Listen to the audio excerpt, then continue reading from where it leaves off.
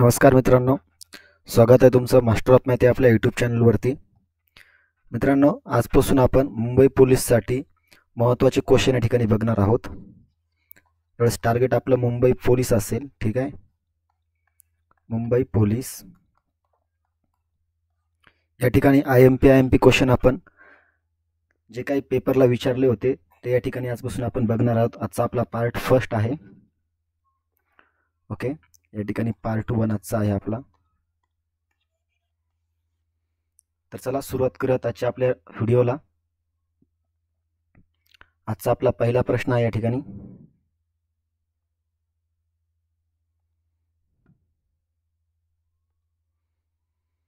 बघा प्रश्न पहिला. एका रांगेत नर्मदा समोरून 12वी व मागून 8वी आहे. वनिता ही रांगेच्या मध्यभागी असल्यास तिचा क्रमांक कितवा? बघा, समजा ही लाईन आहे. ओके, नर्मदा समोरून 12वी. ठीक आहे, बघा ही जर का नर्मदा 12वी असेल, इकडे 11 मुली असतील आणि ती मागून 8वी, म्हणजे एकूण किती असणार? 7 असणार. ठीक आहे, आता वनिता मध्यभागी असल्यास तिचा क्रमांक कितवा असं आपल्याला विचारलेलं आहे. आपण काय करूया, टोटल विद्यार्थिनी किती आहेत रांगेमध्ये ते पहिले काढून घेऊयात. मग ते कसं काढणार? बघा, 11 वरती, खालून 7 आणि मधली एक, हे किती होणार? 11 आणि 7 18 आणि 19, म्हणजे टोटल रांगेमध्ये मुली किती झाल्या? हे झाल्या टोटल किती झाल्या? 19. आता आपल्याला काय विचारलंय? वनिता ही मध्यभागी असल्यास तिचा क्रमांक कितवा? ठीक आहे,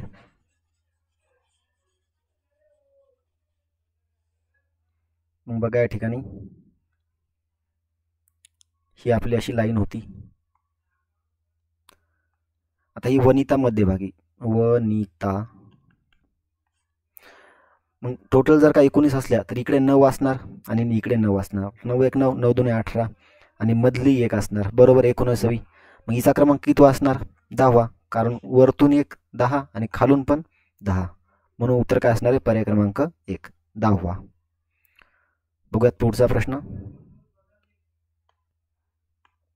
मग याच्या आधीच आपले क्वेश्चन राहिलेला आहे. सर्व गायक हे खेळाडू आहेत. बघा, हे सर्व गायक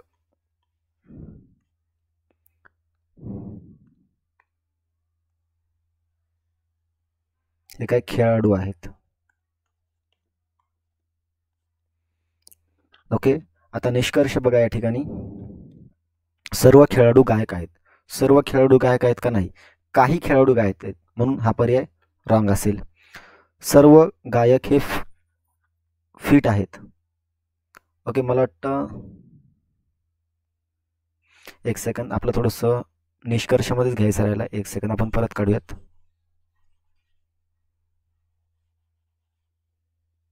मी निष्कर्ष फक्त एक घेतला होता, अजून एक बाकी आहे.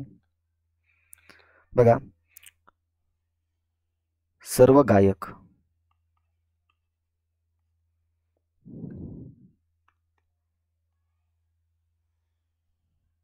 हे खेळाडू आहेत. आता सर्व खेळाडू हे फिट आहेत, हे आपलं राहिलं होतं. सर्व खेळाडू हे काय आहेत? फिट आहेत. बघा, हे सर्व खेळाडू फिट. ठीक आहे, आता निष्कर्ष बघूयात. सर्व खेळाडू हे गायक आहेत. सर्व खेळाडू गायक आहेत का? नाही, काही खेळाडू गायक आहेत, म्हणून हा पर्याय चुकीचा असेल. सर्व गायक हे फिट आहेत. बघा, सर्व गायक हे फिट आहेत, बरोबर. गायक आतमध्ये आहेत म्हणून हे फिट असणार. ठीक आहे, पर्याय क्रमांक 2 बरोबर असणार. निष्कर्ष 2 बरोबर आणि पर्याय क्रमांक 2 सुद्धा बरोबर. बघूयात पुढचा प्रश्न. बघा, हा एक प्रश्न आहे. 5 वर्षापूर्वी रमाच्या आईचे वय तिच्या वयाच्या 5 पट होते. बघा, इथे आई, इथे आहे मुलगी. 5 वर्षापूर्वी 5 पट होते, म्हणजे इथे किती असणार आहे? 5x आणि इकडे असणार 1x. हे झालं पूर्वीचं. मग आजचं किती असणार?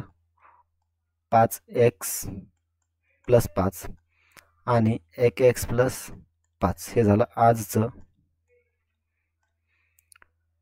आजपासून 13 वर्षानंतर, ठीक आहे, अजून 13 वर्षानंतर म्हणजेच काय 5x प्लस 15 आणि 13 18, 1x प्लस 15 आणि 13 आणि 5 18 हे झाल्यानंतरचं वय.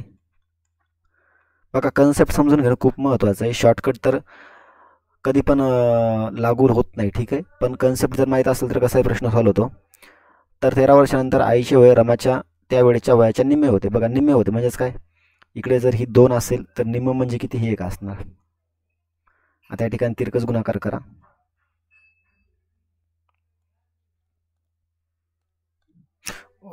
बघा परत एकदा बघूयात.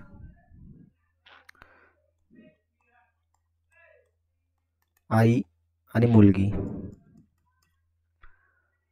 5 वर्षापूर्वी, ठीक आहे, म्हणजे 5x वजा 1x हे झालं पूर्वीचं. मग आजचं काय झालं 5x प्लस 5 आणि 1x प्लस 5 हे झालं आज. नंतरचं 13 वर्षानंतर म्हणजेच काय 5x प्लस 13 आणि 5 18 आणि 1x प्लस 13 आणि 5 18 हे झालं नंतरचं. किती निम्म होते, ठीक आहे, इथे निम्मे होते म्हणजे हे 2 असेल तर ही 1 असेल. आता तिरकस गुणाकार करा इथे. बघा 5x गुणिले 1 5x प्लस 18 1 18 प्लस 2x आणि 18 दोन्ही 36. बघा 3x 5x मधून 2x गेले 3x राहिले, 36 मधून 18 गेले 18. मग x बरोबर किती आलं तर x बरोबर आलं 6. आपल्याला कोणाचं विचारलंय, रमाच्या आईचे आजचे वय. बघा रमाची आई, हिचं आजचं वय किती आहे 5x प्लस 5. मग 5x, x बरोबर किती 6 प्लस 5, 6 पंचे 30 प्लस 5 बरोबर किती 35 वर्ष. पर्याय क्रमांक 4. जर तुम्हाला मुलीचं वय विचारलं असतं किती आलं असतं, इथे 6 ठेवा 6 आणि 5 11, इथे मुलीचं आलं असतं पर्याय क्रमांक 1. पण आईचं किती, पर्याय क्रमांक 4 35 वर्ष. बघूयात पुढचा प्रश्न.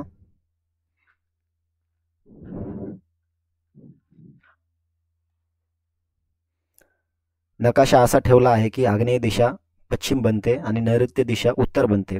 तर अशा स्थितीत वायव्य दिशा काय बनेल. बघा पहिले आपण डायग्राम काढून घेऊयात.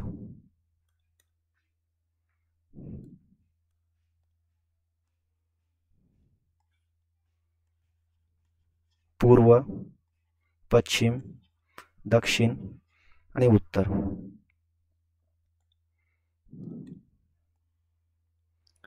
या उपदिशा बघा आता ही झाली आग्नेय, नैऋत्य, वायव्य आणि ईशान्य, ठीक आहे. आपल्याला काय सांगितलं, आग्नेय दिशा पश्चिम बनते म्हणजे ही जी दिशा आहे का ही पश्चिम बनते. बघा 1 2 3 3 घरं ही मायनसनं चालली, ठीक आहे, -3. आता बघा नैऋत्य दिशा उत्तर बनते, नैऋत्य ही दिशा उत्तर बनते 1 2 3, ही सुद्धा बघा अशी फिरते जे -3. तर वायव्य दिशा काय होईल, बघा वायव्य दिशा काय होईल, मग ही पण अशीच फिरणार आहे 1 2 3, पूर्व होईल. पर्याय क्रमांक 1. बघूयात पुढचा प्रश्न. एक व्यक्ती 8 किलोमीटर दक्षिणेला गेला व नंतर डाव्या बाजूला वळून 4 किलोमीटर, पुन्हा उजव्या बाजूला वळून 3 किलोमीटर चालला. तर त्याचे तोंड आता कोणत्या दिशेला असेल. बघा समजा इथे हा व्यक्ती उभा राहिला, एक सेकंद, हा व्यक्ती इथे उभा होता, तो दक्षिणेला 8 किलोमीटर गेला, नंतर डाव्या बाजूला वळून 4 किलोमीटर गेला, इकडे 4 गेला आणि परत उजव्या बाजूला वळून 3 किलोमीटर गेला म्हणजे इकडे आला. मग ती ही दिशा कोणती असणार आहे बघा, पूर्व, दक्षिण, पश्चिम आणि उत्तर. तर ही दिशा असणार आहे दक्षिण. पर्याय क्रमांक 2. बघा पुढचा प्रश्न. घड्याळात दुपारी 4 वाजून 30 मिनिटं झाली असेल तर तास काटा व मिनिट काटा यांच्यामध्ये किती अंशाचा कोन तयार होईल. यासाठी एक फॉर्म्युला आहे, 30 गुणिले h वजा 11 छेदस्थानी 2 गुणिले m म्हणजेच मिनिट बघा 30 एच किती आहे 4 तास, 11 छेदस्थानी 2, यम किती आहे 30 मिनिट. मग बघा 30 चौक 120 वजा याला भाग द्या 15ने, 15 गुणिले 11 165 येईल. 165 वजा 20 करा, उत्तर येतं 45 डिग्री. पर्याय क्रमांक 1. बघा पुढचा प्रश्न.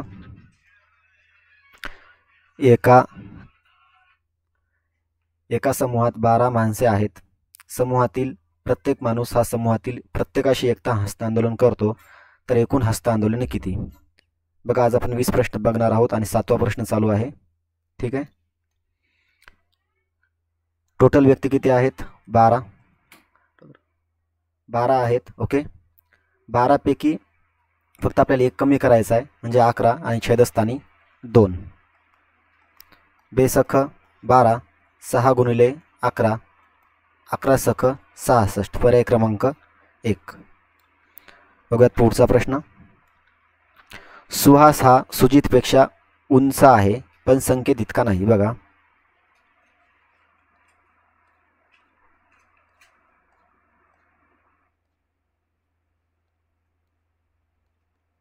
सुहास हा सुजितपेक्षा उंच आहे. सुहास हा सुजितपेक्षा उंच आहे, पण संकेत इतका नाही. म्हणजे संकेत इथे येणार. मयूर हा साहिलपेक्षा उंच आहे, पण सुजितपेक्षा ठेणगा आहे. मयूर कुठे इथे येणार? तो साहिलपेक्षा उंच आहे, म्हणजे साहिल इथे येणार, पण सुजितपेक्षा नाही. बरोबर, सुजित इथेच येणार. तर सर्वात ठेणगा कोण असणार? म्हणजे सर्वात लहान साहिल असणार. पर्याय क्रमांक 3. बघूयात पुढचा प्रश्न. समान संबंध जोडा डी पी त्याचबरोबर सी बरोबर काय? बघा हा प्रश्न मुंबई पोलिसला मागच्या वर्षी रद्द केला होता. ओके, एक सेकंड.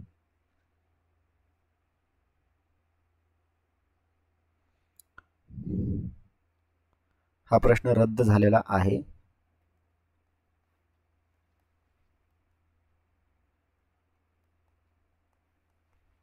पण याचं उत्तर निघतं मित्रांनो. ठीक आहे, आपण बघा डी हा 4 नंबरला आहे, 4चा वर्ग कळा 16, आणि पी हा 16 नंबरला आहे. सी चा क्रमांक आहे 3, 3चा वर्ग करा 9, 9 नंबरला आय आहे. पण आता रद्द का केला काय माहिती, पण याचं उत्तर माझ्या हिशोबानं आय यायला पाहिजे. ठीक आहे, बघूयात पुढचा प्रश्न.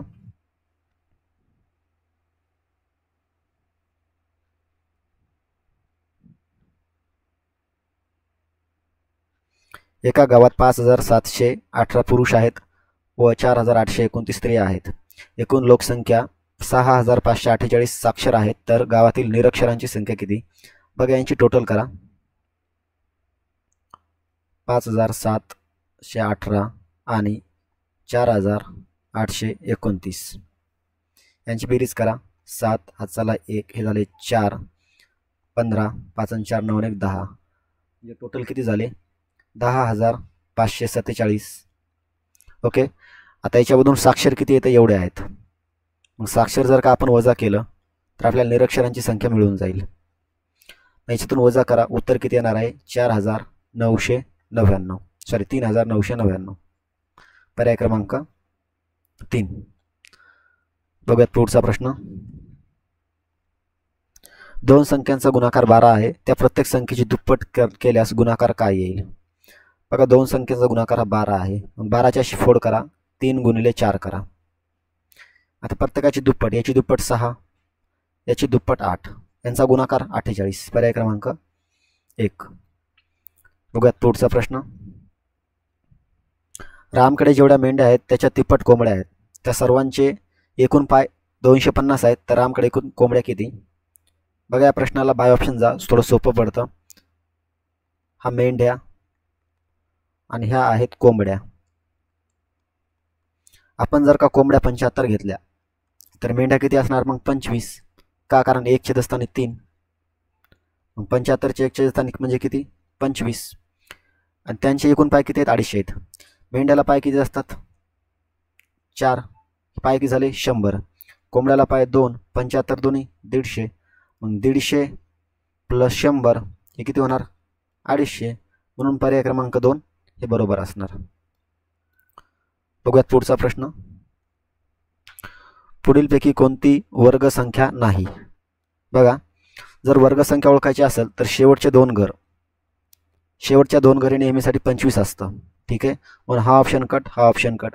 आता या दोघांमध्ये बघूयात.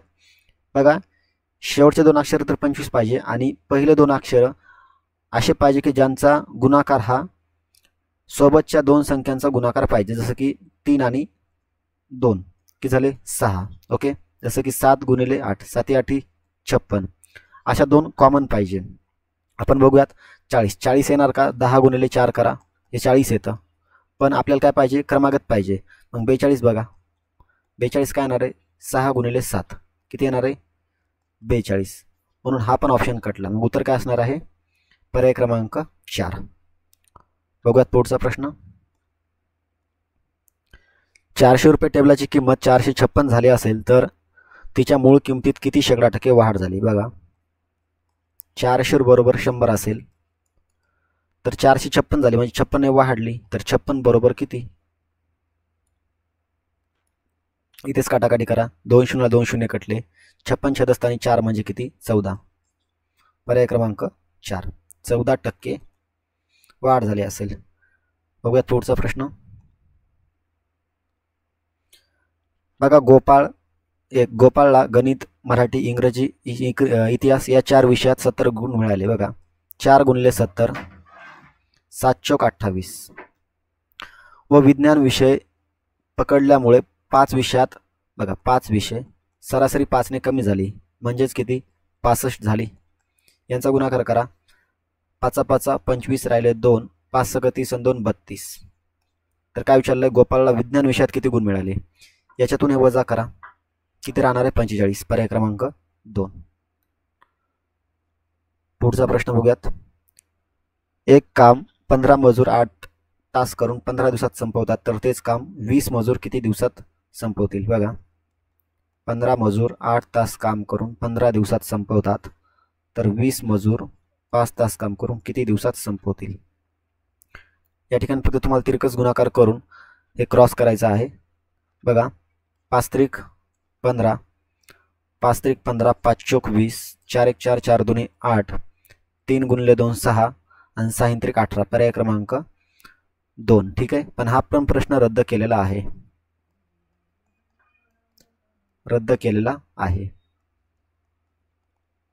उत्तर तर निघतं पण त्यांनी रद्द केलं आहे, काय माहिती का बरं.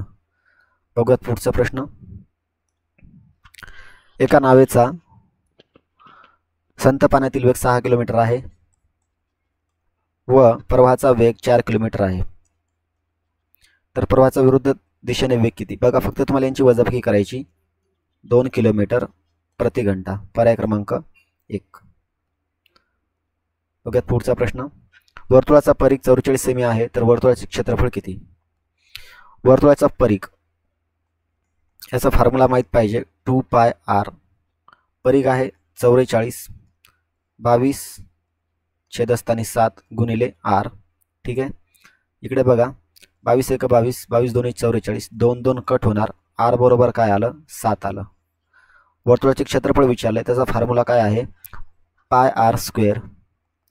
22 छेदस्थानी 7, r म्हणजे 14 झाले इथे, किंवा 7 गुणिले 7 करा. 7 7 कटलं. 22 गुणिले 7 154. पर्याय क्रमांक 2. बघा, हा एक प्रश्न आहे. बघा, सॉल्व प्रत्येकाला करता येतो. ठीक आहे, याचं उत्तर पण हे आहे, पण सॉल्व व्यवस्थितपणे करता आलं पाहिजे शॉर्ट ट्रिकने. 768 गुणिले 101 करून पण तुम्ही गुणाकार करू शकता, पण याला तुम्ही असं करा 100 + 1. ओके, 768 वर 2 0.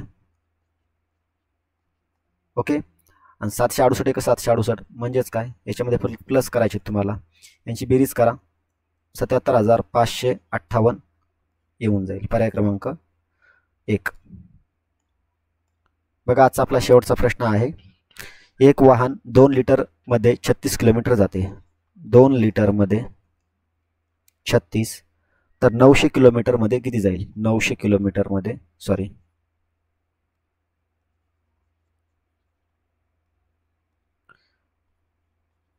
900 किलोमीटर जाण्यासाठी किती लिटर पेट्रोल लागेल? बघा, बे एक बे, बे 8 16, 18 पंच 90, म्हणजेच काय, 50 लिटर पेट्रोल लागेल. पर्याय क्रमांक 3. ठीक आहे. हा एक प्रश्न आहे. या प्रश्नाचं उत्तर मला कमेंट करून सांगा. ओके, बघूयात पुढचा प्रश्न. झाले, या ठिकाणी आपण 20 क्वेश्चन बघितलेले आहेत. तुम्हाला व्हिडिओ कसा वाटला मला कमेंट करून नक्की सांगा. तुमचा कोणताही क्वेश्चन असेल तर मला या नंबरला व्हॉट्सअप करा, त्या प्रश्नाचं उत्तर मी देण्याचा प्रयत्न करेल. हा नंबर तुम्ही मास्टर ऑफ मॅथ या नावाने सेव्ह करू शकता. तुमचा कुठलाही क्वेश्चन या नंबरला मला व्हॉट्सअप करा. ठीक आहे. व्हिडिओ आवडला असेल तर लाईक करा आणि इतरांना देखील शेअर करा. थँक्यू.